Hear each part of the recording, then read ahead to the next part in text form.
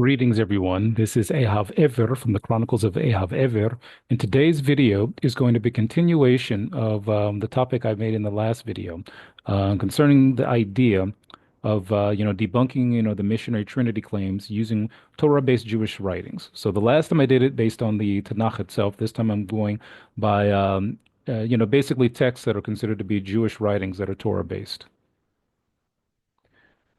So to begin, I kind of had the idea to do this video when I did the first one, but then what really made me decide to do was when I noticed a particular video from a missionary type, I guess, YouTube channel called Inspiring Philosophy, where they have a video called The Trinity in Ancient Jewish Books.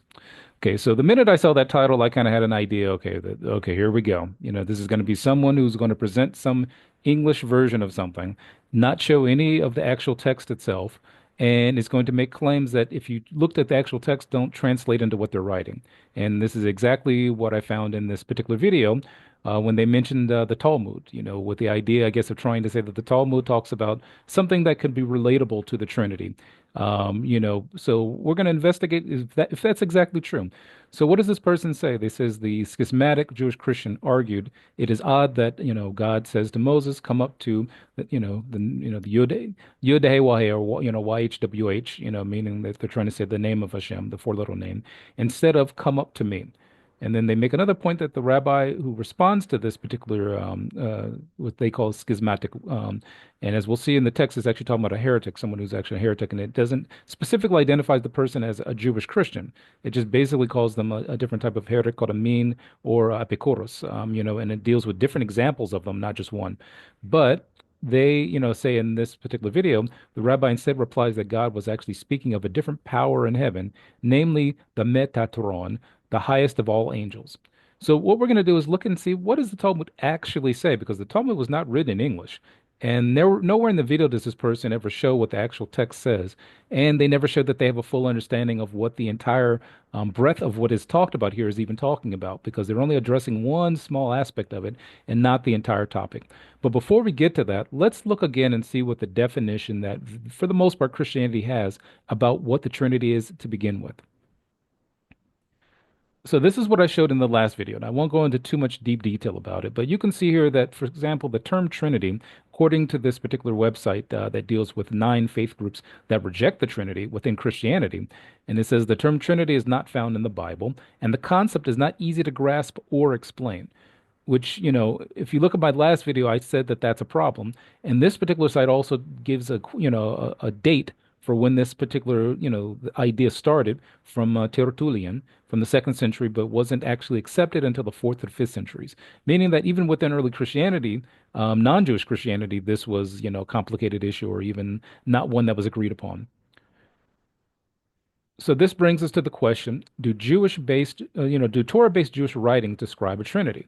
Because, as I mentioned in the previous video, if this is actually a fact that there's in the Tanakh as well as in Jewish writings this idea of a Trinity, this would have to be found a foundational point in the Torah. Because the Torah is the foundation of everything else that comes, from it. So essentially everything in the Nevi'im and the Ketuvim and the Tanakh, the Hebrew Tanakh, is based on the Torah. Everything that's written about in the Talmud, is based upon the Torah, meaning it's the foundation from which all these things spring forth. So it would have to be foundational because within various forms of Christianity, the idea is foundational, which is why the groups who reject the Trinity within Christianity, in many cases, are considered to be heretical within Christianity. So the next issue is it can't be ambiguous. Three is a very specific number. So as we'll see when we look at the Talmud of what this person mentioned, you won't find the Trinity there anywhere, even in the Talmud that they're trying to claim where there's such an idea, because they're trying to kind of connect it because of the fact that the Tanakh doesn't say anything about this. As I mentioned earlier, that we look and say, well, what word in ancient Hebrew denotes a Trinity? Well, generally speaking, there would only be one, and that's shilush. Shilush would be about the only way you could get to the idea of one, and you would have to find some place in the Tanakh where it specifically says that the Yud He Wah He, the name of Hashem, or Elohim, or Elo or El, or a Shilush, because you have no other way of saying that there's specifically three, meaning Trinity, because Trinity means three, as we saw in the definition. So let's actually look at the actual Talmud itself, something that this person in their video didn't do. So this is the particular one section that they are trying to actually describe. And in this section, we'll go over it in a little bit more detail in the next group of slides. It deals with this issue of a particular like a mean, meaning someone who is a heretic according to the Torah, and I'll discuss what that means exactly in just a second.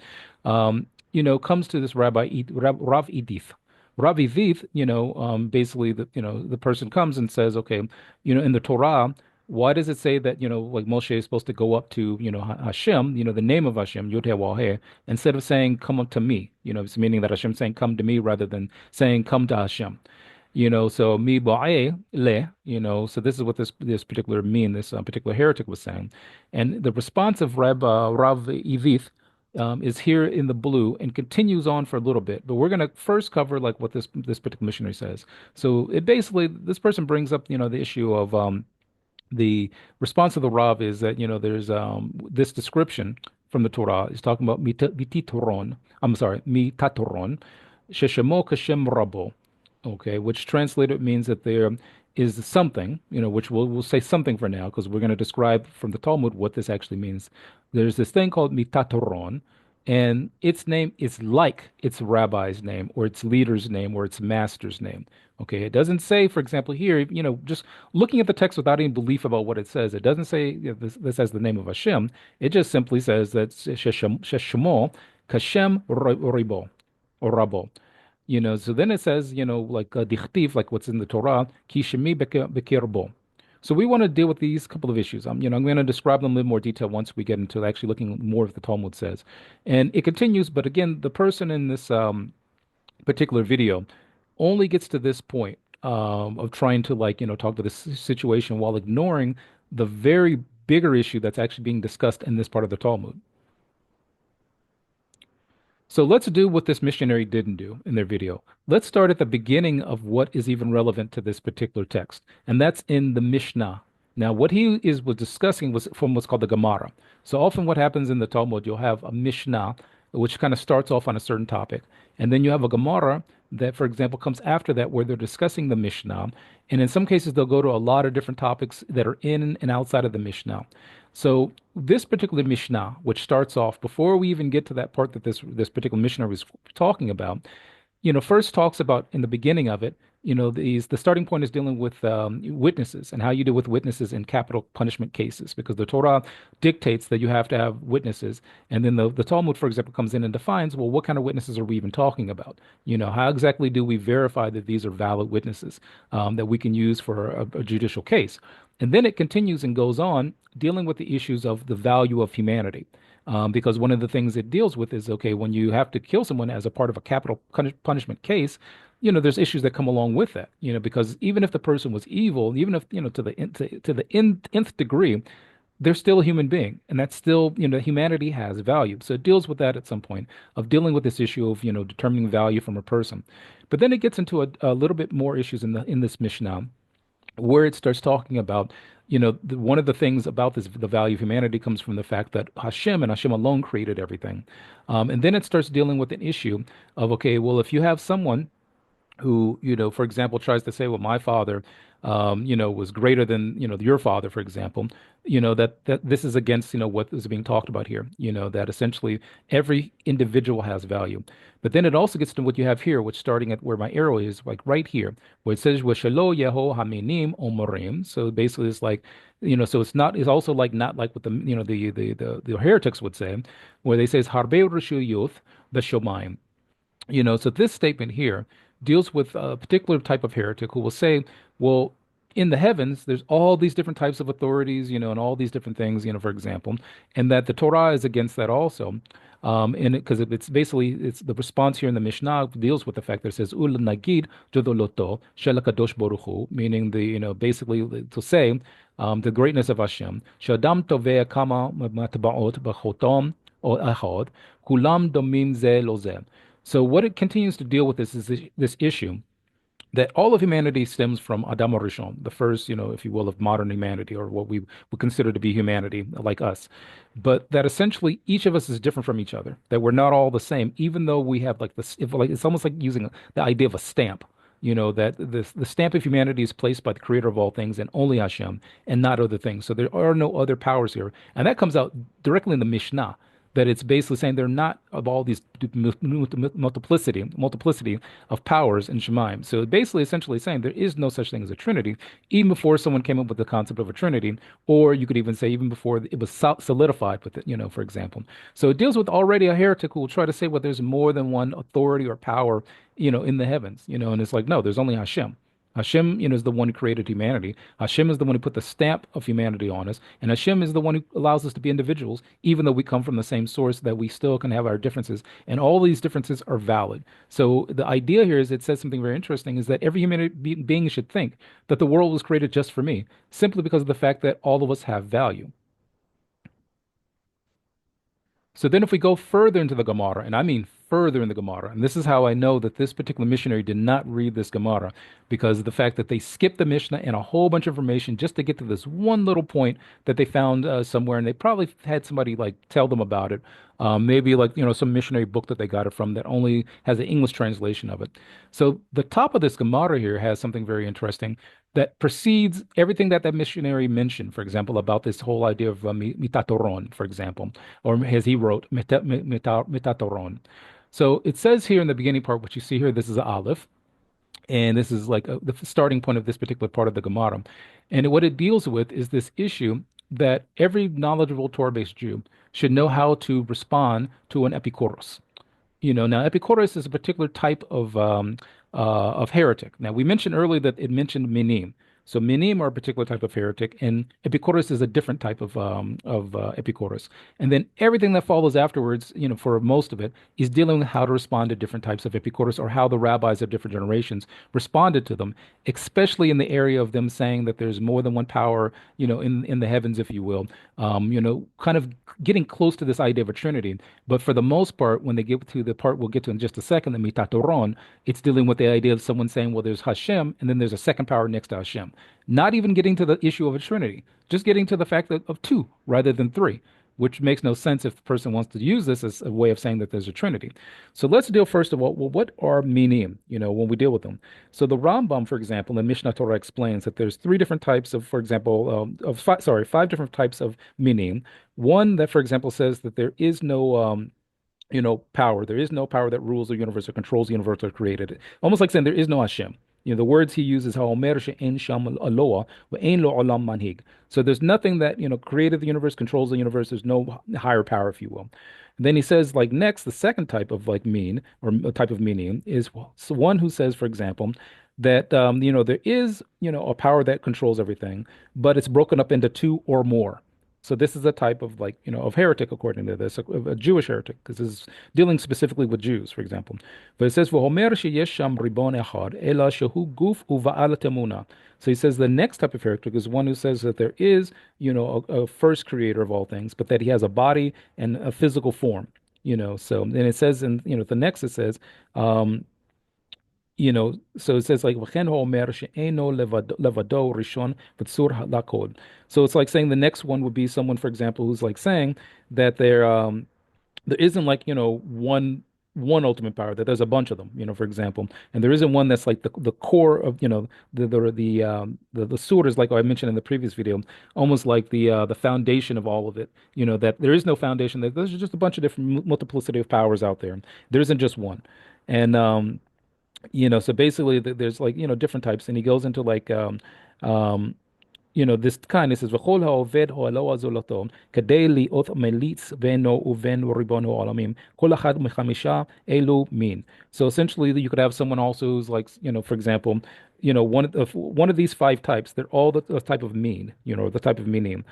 So the idea that there's some of them that will say that there is no source of reality. There is nothing that created everything. And then there's some who will say, well, there is one, but then there's like two or three of them. And then it says like, oh, well, there isn't like, it has a physical body. And there's like, one that it isn't like alone, that, that it is itself is the source, that essentially, this is the type of meaning. But now, if we deal with this word here that's mentioned, epikuros, for example, This is a different type of heretic that's mentioned as the fallen by the Rambam. He says that, for example, there's three types of epikoresim.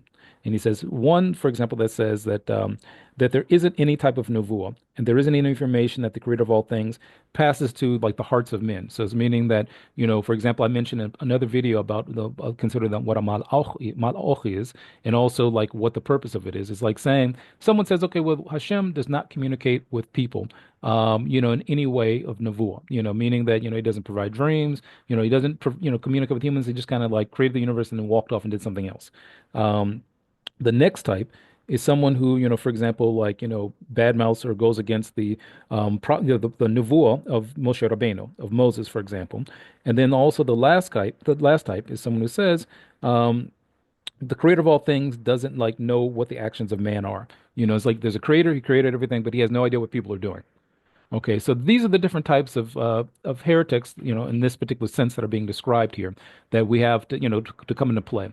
So quite a bit of what you see here in this bit, this whole area here, quite a bit of that deals with dealing or responding to these different types, because the point here is a Torah-based Jew should know how to respond to these people and know how to deal with them, when they come up, because they're going to come up. They exist in life, and they've always existed in one form or the other.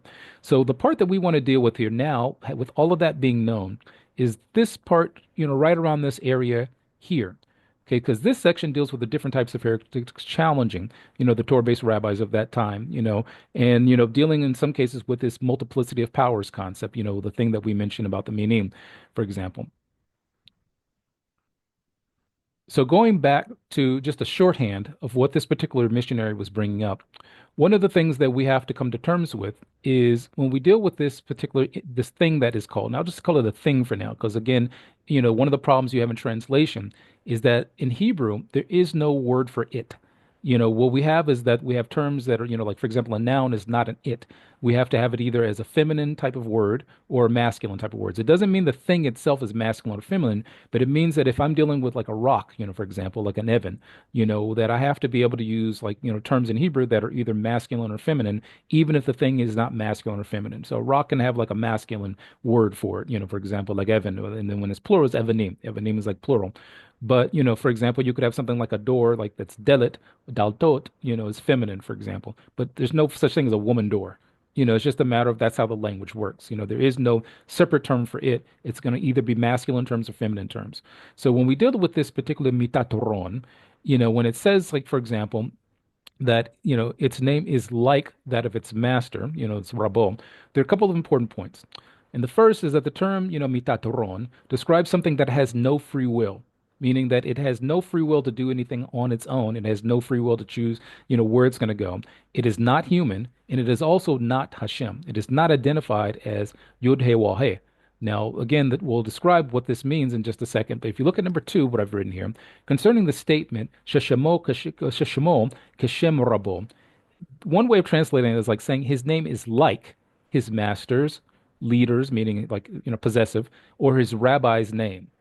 Doesn't mean though, you know, that his name is Yod He Wah He. It means it is like, but it is only like in the metaphorical sense. So what that means is that there are situations in the Torah where, according to this description of this particular type of, whatever, if you will, that there are times where the name of Hashem is used, but that it's simply because of the fact that it, is doing something. And we'll describe what that means in the sense of the Hebrew language, the sense of the Hebrew culture, because this is, you have to remember, if you're reading this and you don't understand anything of what's written here, that means you're talking about a different culture, not just a different language, but a different culture. And different cultures have different ways of describing things and talking that are not the same as something that, for example, in another culture. So in English, when you talk about somebody's name, you're usually talking about like a designation like John. And in many cases, people give people names that are not always with some meaning behind it. So some people give the name Larry are not always looking at only give like I'm giving it to him because word Larry means something, but more like either his grandfather was named Larry or there's some reason like that. But in Hebrew, names, especially in the ancient times, had specific meanings, and the names of the creator of all things, or the terms used like names, or the terms that are used for designations of the creator, are always describing some form of interaction the creator has with us as people. So the name, of Yud He Wah He has a particular connection to it, meaning, usually according to different Jewish sources, turning the mercy of the creator towards humanity and towards the Jewish people. And then also Elohim, meaning like the judgment side of it. That's one of the reasons that the word Elohim can mean like a judge, for example, even a human one. So we'll get into this a little bit in just a second. So let's now take the text of the Gemara, of the Talmud, that this particular missionary was trying to, reference, for example, and let's break down exactly what's being talked about here. So we start here again, as we mentioned before. It says Amar Hahu Mina Larav Ifith. So this is the beginning of the part of this particular heretic, that comes to, like to Rav Ifith. So we'll learn in just a second what type of heretic we're talking about based upon the description I gave earlier. Kathith Wa'al Moshe Omar Ale al Hashem. So, this is the part where he's basically saying, okay, when the Torah it says, that tells Moshe Rabbeinu to Ale al Hashem, it says Ale alai. Mi ba'e le, mi ba'e le. So he's like saying, well, maybe it should have said, Ale alai, so like, come up to the mountain to me, rather than saying, come up to the mountain to, Hashem, the name of Hashem, Yud He Waw He. So the Rabbi Idith, Rav Idith, responds to this person and says, Amarle, Zehu mitatoron, sheshamo keshem rabo, dichtiv keshemi bekirbo. And then he continues, and basically what that means is that the rabbi responds to him is that this is just, basically a designation for the mitatoron. So his name is basically, its name, if you will, is like its rabbi, meaning that Hashem is like its controller, its master, its rabbi, if you will. And that's one of the things. Rabbo means like a leader, someone is in charge. Um, and the important element of this, when we get to that point, which I think, where this is the mitatoron that the person was talking about. The important issue here is that in Jewish culture, in Torah-based culture, a person's name is not like I said, it's not the designation the way Americans think of it or Westerners think about it in English. But as an example, if I learn from a rabbi, and it's like saying that, once I want to express to someone who I learn from, that rabbi's name is almost like it's written on me too, because of the fact that that's the source from which, I have my learning from. So, there are times where I tell people, like, someone asks, especially in my situation, someone may say, okay, well, who are you exactly? And I start mentioning, okay, well, I learned from Rabbi Wolfter Lernter when I was at Young Israel. I learned from Rabbi, Mark Angel when I was, part of the Spanish-Portuguese Bet Knesset, Rabbi this, Rabbi that. And I can go through, and each of these names is almost like they're written upon me. And it's almost like their names become my name too. And the reason is simply because of the fact that they're the source of certain things of information that I have. So the thing is that when we go a little bit further, this particular heretic responds back to, the rabbi Idith. And he says here, what you see, I hachi niflahu leh. So it's like saying, okay, well then, basically, when we say that this particular, mitatoron, that its name is like the name of its master, and also it says here, where the rabbi quoted from the book of Exodus, says ki shemi bekirbo. So essentially, when we look at that, that particular part of Mishmot in just a second, that essentially this particular heretic comes and says, okay, well, basically, shouldn't you serve him? I mean, you should basically, they should serve him, if that's the case. So it says the rabbi says, "Chativ ala tamerbo, ala tamireni bo." So the rabbi responds and using the same, part of the Torah that talks about this particular situation we're discussing. And we'll see more about what it means. He quotes the part of the Torah says al tamer bo, and he defines it as al timureni bo. So one way of looking at this statement is the rabbi saying that this particular mitatoron essentially cannot be elevated to basically be Hashem. It is not Hashem, and it can't be elevated to Hashem, and that the Torah is warning us not to like try to raise this up and make it bigger than what it is, and not to try to replace it, Hashem with it. So essentially meaning that this, mitatoron, in just a second we'll figure out what it is not something that's equated to Hashem. It's not like a, multiplicity of powers, in that it essentially is not Hashem, and that it's not connected to Hashem in that way. So let's look a little bit more detail on what that means. So if we look in a different part of the Talmud, in Hagigah, in Tetwab, Ayin Aleph, so basically it's like what do you call it? 15, page 15 and page A, Aleph. So if we look in that particular section of the Talmud, we also see another mention of mitatoron. And one of the things that it mentions concerning mitatoron is that the itata le roshuto למילמיטב, למכתב, לזכותה Yisrael. So excuse me for that there. Sometimes the Aramaic is, I have to kind of get my tongue around it a little bit. But the translation of it is Ra'ei atamitoron shenetana lo reshut leshavet ulichtov et zichuyot Yisrael. So essentially what this describes is that this mitatoron, essentially this word here, is essentially was given, a type of reshut, which is a type of authority, was given this authority in order to, basically been a benefit to the people of Israel. So essentially this benefit being that whenever the people of Israel, are, required by, by the, if you will, the way that Hashem created the universe to receive something for all the good that we do, the mitzvot that we do, that this particular mitataron is there, for that purpose, to basically almost like record it, to, make it known that the Jewish people are doing the right thing, that we're keeping the Torah, we're doing the right thing. This is the response to, of that. So one way of looking at it is like saying this is an element of nature that is designed in a way to where when the Jewish people are doing the Torah correctly, we have success, and we'll see why in just a second. So this idea of what this mitatoron is comes specifically from the part of the Torah called Sefer Shemot, the book of Exodus, chapter 23, verse 20.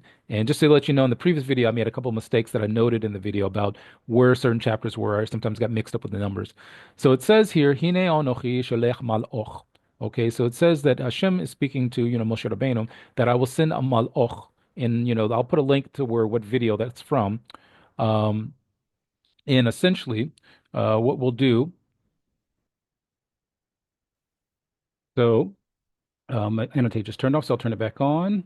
Okay, so when we get back into this issue, when we look at this particular part of the Torah, okay, so we're dealing with something that's a malach of Hashem. Okay, so a malach. So this Hashem says he'll send a malach.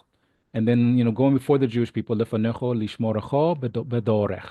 So this specific malach that's being addressed here, that is also being in some way connected to the mitatoron, is specifically there to guard the Jewish people on the way to the land of Israel, or to the land of Canaan.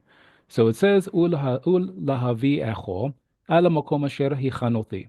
So Hashem is the one preparing the place, but this malach is an element, I guess if you could say, of reality that is bringing, the people the people of Israel there, or giving the ability to do that. Again, this gets, a lot of this gets into metaphorical kind of speak, but this is the way the Jewish language is written in the language of men. But there are times where it's talking about something that's beyond humanity. So going into the next verse in 21, it says, Hishomar miponov ushma bakolo, ala tamer bo, ki lo yisa lefish achem, ki shemi begirbo. So then what it says is it actually mentions that, that this malach, will guard the Jewish people, that we have to listen to its voice. And it says, Al tamer bo. And this was actually mentioned in the part of the Talmud that we were talking about. We'll explain again what this is said to mean. And it says, for example, the transgressions, the pasha, the pishachem, he will not lift up. And then it says, Ki shemi bekirbo. So essentially the name of Hashem is near, this particular malach. And then it keeps going into, other areas about listening to this malach and things like that. And it says specifically that anytime that there's an enemy to the Jewish people, if the people of Israel keeping the Torah correctly, essentially was what it's saying, listening to the voice of this malach, that essentially all the enemies of the Jewish people will not be enemies, that Hashem will fight against them. All those who like, put pressure or, who make a, hard time for the people of Israel, Hashem will give them a hard time. So essentially it says in the next verse, Ki yelech malochi, my maloch, will go before you, wahavi echo, and we'll be, it will basically go against, for example, those who are already in the land of Canaan, and it says the Ha'amori, Waha-Hiti, Waha-Perizi, Waha-Kanaani, Waha-Hiwi, Waha-Ivusi. And basically that this malach, will go, before the people of Israel arrive in the land of Israel, and create a scenario where, the different people who occupy it, meaning the Amori, the Hiti, the Parazi, the Kanaani, the Hiti, the Hiwi, and the Haivusi, and the Vusim, that basically Hashem will provide a situation where the people of Israel will be able to enter the land of Israel and make it into a Torah-based nation, for example. So we see that this particular malach that's considered here, which if you want to connect it to mitatoron, is specifically to basically guard the Jewish people and, prepare the way for the land of Israel, if you will. And then we'll get into what that exactly means in a little bit more detail, especially with the terminology that was used previously in the Talmud. So let's look at a commentary by Ibn Ezra. He was like a pretty famous commentator on the Torah from a number of centuries ago from Spain. And one of the things he mentions is that there's a particular interpretation that if the people of Israel are supposed to listen to the words, of the Hashem, and that this is something that Hashem expressed to the Jewish people, doing the will of Hashem, that essentially this malach is the Torah scroll itself, the written Torah, the Sefer Torah. Ba'avur ki shemi bekirbo. So like Hashem's name is, on account of the fact that Hashem's name is close. So there's somewhere interpret this malach as actually being the words of the Torah, the Sefer Torah itself. And he brings up that there's others who interpret it as being the Aron Habrit, meaning the actual Ark of the Covenant, as people say in English, because of the similar situation that if the people of Israel are keeping the Torah correctly, that Hashem has provided things that will protect the people of Israel and keep them, and that this is kind of spread throughout the Torah, where often there are elements like, for example, the words of Hashem, as well as the Aron of Hashem is often called by the name of Hashem. So this is something that is like called divrei ruach, so that it requires someone to have a certain knowledge of Torah in the Hebrew to actually know when this is actually happening. So the Rashbam, another commentator of the Torah, mentions another thing concerning this issue. That basically, when he says like the pasuk that deals with the sholech maloch, and so on and so on, he references what's mentioned in the book of Joshua, Yehoshua ben Nun, where it says Ki ani sarei tzava Hashem ata bati lehoshia et Yisrael, meaning that when Yehoshua ben Nun was leading the people of Israel into the point where they were going to start basically taking the land of Israel to make it a Torah-based nation, that he had a nevuah, where a particular malach, appeared before him. And this malach was actually saying he was like the leader of the Tzava of Hashem, almost like the army of Hashem, which means that like this is almost like saying that everything in reality that deals with the people of Israel, taking the land of Israel, making it a Torah-based nation, that's what Hashem has placed in reality to work for the Jewish people when we're keeping Torah. And it says that this particular malach says that I'm here, basically to, give you like assistance from Hashem to the people of Israel. And it's very specific. It's not like to give you salvation for the world to come or anything like that, or heaven and hell, none of that. That is specifically to deal with the fact that you are coming to the land of Israel to conquer it. You have a number of, people who are already here who know the lay of the land better than you do, have been here longer than you, and might outnumber you. But Hashem has provided that you will be successful. And then the Rashbam continues in this issue of Kishmi B'Kirbo, like my name is like close to him or with him. He says, Bishmi hu metzaveh lachem. So they basically, in the name of Hashem, He will command you. But He says, Aval l'seif lepashachem in biyado rashut. So this particular, if you want to say this mitatoron or this maloch, for example, you can't even say it's a trinity based upon the Trinitarian concept. Why? Because it also says that this particular malach, or if you want to say the mitatoron, doesn't have the ability to, forgive sins, or forgive transgressions against the Torah. It doesn't have the ability to do that. And that's something that's even referenced in the notes on the Talmud, where it specifically says, concerning this issue of the name, his Rabbo, meaning the name of Hashem lefichach lo hiskir shemo. So his name is not, the actual name of this element of reality is not remembered. And basically it says, Im ken lo yisa lefeshachem, which is from the particular part of the Torah, and also what the Talmud was mentioning. It says lo yochol la lisloch lefeshachem v'hu yitoron bo v'ma yitoron bo. So the question comes up, okay, well he doesn't forgive the transgression. So the question was like, well, what's the advantage of it? If it can't, and so essentially what it basically deals with is the fact that the Jewish people keep the Torah. There's something that's there to be a shiliach, almost like a something from Hashem to give the people the ability to, go forward, knowing that they're keeping the will of Hashem. So this would almost be like, going back to a previous video I did about the issue of what a malach is. If you want to kind of throw a modern kind of English swing into it, this would almost be like saying that if the Jewish people need to do a mitzvah from Hashem, that there's an element of reality that deals with success, when the Torah is kept, that Hashem puts that in place, or that, and again, this is not like Hashem sitting around and waiting somewhere, and somewhere in metaphysical land. The Jewish people do something and Hashem pushes a button and then this works. This is more like saying reality's been built in a way. And we are way below, if you will, the grade of Hashem. So we don't really understand how Hashem works, because of the fact that that's outside of space and time. So, it's like one of the ways, if you want to get a kind of a metaphysical understanding of it, it would almost be like saying that if, there's a need for thermodynamics, and if the people of Israel are keeping the Torah correctly, the way thermodynamics works is apparent and is useful to us being victorious. If chemistry is needed, chemistry will work in a certain way. We'll be victorious if we're keeping the Torah correctly. So it's almost like saying if a malach is chemistry, then that's what works in our favor. If, there's some element of battle, and having insight in battle is an element of reality that works in our favor, but it doesn't have the ability to forgive sins. So we have to do the Torah correctly in order for that to work in the way it's supposed to work. If it doesn't, then it's like saying we don't want that element of reality with us, or we're pushing it aside so it won't work with us, for example. And then, like as some rabbis say, this opens us up to chance. So just kind of like whatever happens, happens. Either way, good or bad. But when we attach ourselves to the will of Hashem, there are elements of reality that Hashem created to work in our favor when we do that. So now let's deal with this issue, the name of Hashem and those who represent the ways of Hashem. If someone wants to try to say, well, the Talmud is trying to say that specifically the name of Hashem is the name of this, mitatoron, and therefore mitatoron is Hashem or a part of Hashem, and it's like a duality, things like that, just because of the fact of the name is mentioned there. So let's look at places, where we can see that this is not the case, for example. So first of all, let's start with the actual Talmud we were talking about. One of the commentaries of Rabbi Aidan Steinsaltz, whose Talmud I've been using in this particular video to kind of express this idea, it mentions something very specific about this idea of Shemo Kashem Rabo.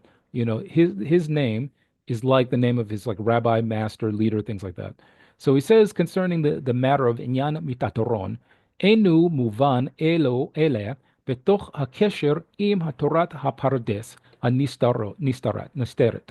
So meaning that, basically concerning this mitatoron, it isn't understood except for when, dealing with the issue of the Torah of, pardes, the Torah of, kind of like the understandings that come from having the Hebrew language, for example, in this case, knowing Aramaic, and then knowing, different details about, for example, what is even where did this word even come from? Because there's discussions, about what exactly is this word, because it's not really a Hebrew word. There's some that says it has a connection to Greek, but it's not the word itself. It's not like a name per se. It's more like a concept. So when they say mitatoron, they're dealing with a concept of this particular malach, and not specifically that this malach's name is mitatoron. So going further, it mentions min haremezin hamaitim shel בתלמוד מובן כי המלאך השליח המיוחד שהשם מתגלה בו כרוי אף הוא וכן נראה פעמים הרבה במקרה השם. So this is like saying that this is like a, kind of a hint, and the Talmud kind of gives like only certain places where this is basically a malach, a malach, as we defined in the previous videos, elemental reality that Hashem has put in place. And the word translates sometimes into messenger. Malach could also be a human being in some situations, but in this specific one, it's one that is specific to, basically a certain type of element of reality that works in a certain favor, like we mentioned before. And sometimes, in the Torah itself, in the written text, it'll use the word Hashem to discuss this element of reality, if you will, or this malach. So then it says going further, when describing, what exactly some of that means. And also for here, I didn't mark this one, but it gives a warning from Chazal, from the rabbis, that person has to be careful of trying to understand these things without the proper format. As we said before, this missionary uses it and tries to read it in English, maybe got it from someone who kind of just gave a couple of air quotes in English, but didn't, didn't show them the actual Talmud itself. And it says here with this arrow here that has kind of the green center, לדעת כי אין כאן בשום פנים שתי רשויות. What this means is that the warning is that to know that there is nothing here where there's like two authorities, meaning that there is no duality here. There's not Hashem and then there's mitatoron, not at all. It says here, Ela malach ha'oseh ratzon kono bilvad. So it says that this malach just does the will of its creator, meaning Hashem, alone. So what this means is that, as I mentioned before, this is something that has no free will, is not human, and is also not Hashem. But, concerning the statement of, his name is like, it's because of the fact that it's doing the will of Hashem. And in Hebrew, one of the ways to express the fact that it's 100% doing the will of Hashem and nothing else, that one of the ways to do that is to say it's like it has a name like that of its master, that of Hashem. Now, what we're going to see in just a second is that any human being who is doing the will of Hashem 100%, as to the best of their human ability, 100% can also be called by the name of Hashem, but that doesn't mean that they walk around calling themselves by the name of Hashem. meaning Yud He Wah He is my name. No, it doesn't mean that. We'll see in just a second why that is.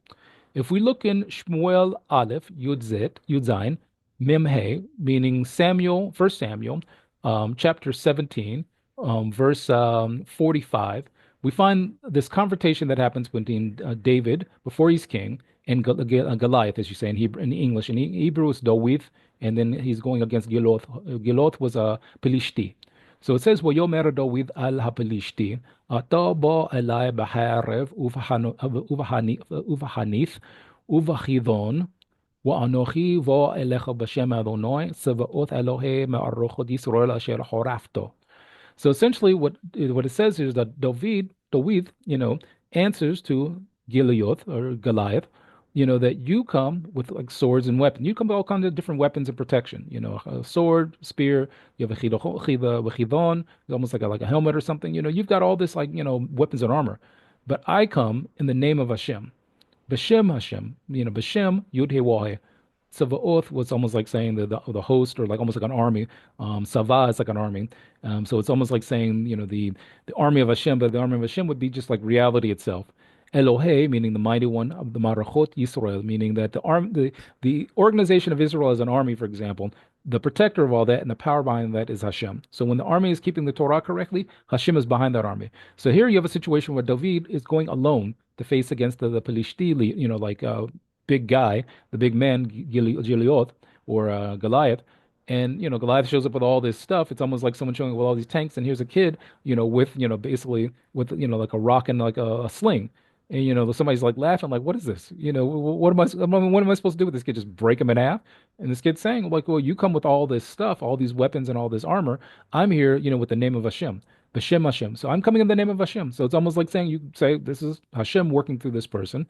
So the name of Hashem is on David HaMelech also, no different than it is Mitatoron. Because David HaMelech is 100% dedicated to doing the will of Hashem and recognizes he's doing this B'Shem Yud He Wah He. So let's look at another place where in the Torah, B'Midbar, Waw, Kavzan, in Numbers chapter 6, verse 27, the Kohanim were told to do a certain particular blessing upon the people of Israel. And it says, Wasamu ath shemi ala b'nei Yisrael wa ani avorachem.